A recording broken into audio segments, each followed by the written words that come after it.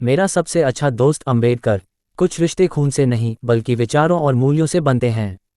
मेरे सबसे अच्छे दोस्त डॉक्टर भीमराव अंबेडकर ऐसे ही एक व्यक्तित्व हैं जिन्होंने न केवल मुझे बल्कि पूरी दुनिया को एक नई दृष्टि दी। आज मैं उनके बारे में ऐसी बातें बताने जा रहा हूं जो शायद आपने पहले न सुनी हो। पहली मुलाकात और उनके संघर्ष की कहानी। डॉक्टर अंबेडकर से मेरी पहली मुलाकात किताबों के जरिए हुई। उनके विचारों को पढ़ते हुए ऐसा लगा जैसे वे मेरे जीवन का हिस्सा बन गए। उनकी जिंदगी का हर पन्ना संघर्ष की कहानी कहता है। क्या आप जानते हैं, अंबेडकर बचपन में भाव के नाम से जाने जाते थे। वे एक गरीब दलित परिवार में जन्मे थे जहां भेदभाव उनके जीवन का हिस्सा था। स्कूल में उन्हें दूसरों के साथ बैठने की अनुमति नहीं थी, लेकिन उन्होंने कभी इन सामाजिक बंदिशों को अपनी कमजोरी नहीं बनने दिया। उनकी शिक्षा सपनों को पंथ। डॉक्टर अंबेडकर ने अपनी शिक्षा के लिए अनगिनत संघर्ष किए।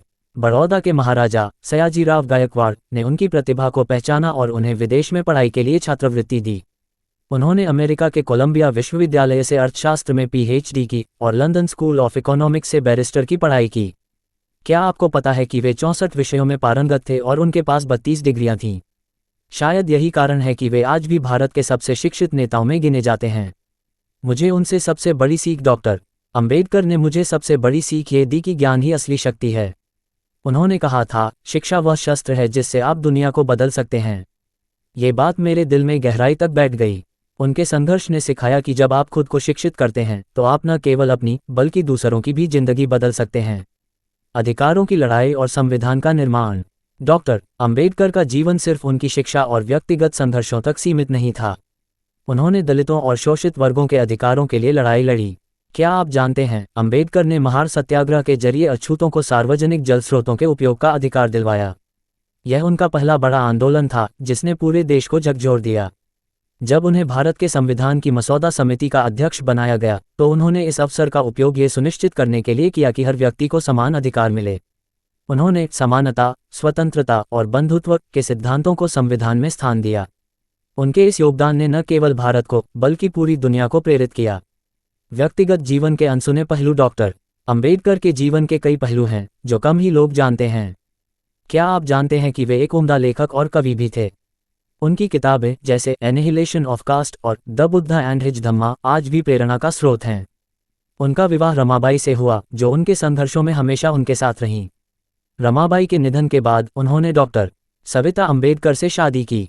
दोनों ने एक दूसरे का हर परिस्थिति में साथ दिया। धर्म परिवर्तन एक ऐतिहासिक कदम। 1956 में उन्होंने अपने लाखों अनुयायियों के साथ बौद्ध धर्म अपनाया। उन्होंने कहा था, मैं हिंदू के रूप में जन्मा लेकिन हिंदू के रूप में मरूंगा नहीं।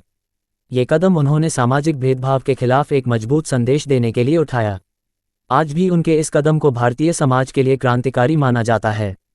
अंबेडकर की प्रासंगिकता आज भी जीवंत है। डॉक्टर अंबेडकर का जीवन केवल इतिहास नहीं है बल्कि आज भी वे हर उस इंसान के लिए प्रेरणा है जो अपने अधिकारों के लिए लड़ रहा है। उन्होंने हमें सिखाया कि किसी भी समाज की असली ताकत उसकी समानता और न्यायप्रियता में होती है। निष्कर्ष। डॉक्टर अंबेडकर मेरे सबसे अच्छे दोस्त इसलिए हैं क्योंकि उन्होंने सिर्फ मेरा नहीं बल्कि हर उस व्यक्ति का जीवन बदला जो अन्याय और भेदभाव का सामना कर रहा था। उनकी कहानी हमें बताती है कि अगर हमारे पास ज्ञान, साहस और दृढ़ता है तो हम कुछ भी हासिल कर सकते हैं। अंबेडकर मेरे लिए सिर्फ एक नाम नहीं बल्कि एक पूरी विचारधारा हैं। उनके विचार और उनका जीवन मुझे हर रोज प्रेरित करते हैं। शायद इसलिए मैं कहता हूँ, मेरा सबसे अच्छा दोस्त अंबेडकर। सूचना सिर्फ मान्यताओं और जानकारियों पर आधारित है। यहाँ ये बताना जरूरी है कि यह मेरा वीडियो किसी भी तरह की मान्यता, जानकारी की पुष्टि नहीं करता है। किसी भी जानकारी या मान्यता को अमल में लाने से पहले संबंधित विशेषज्ञ से सलाह लें। धन्यवाद।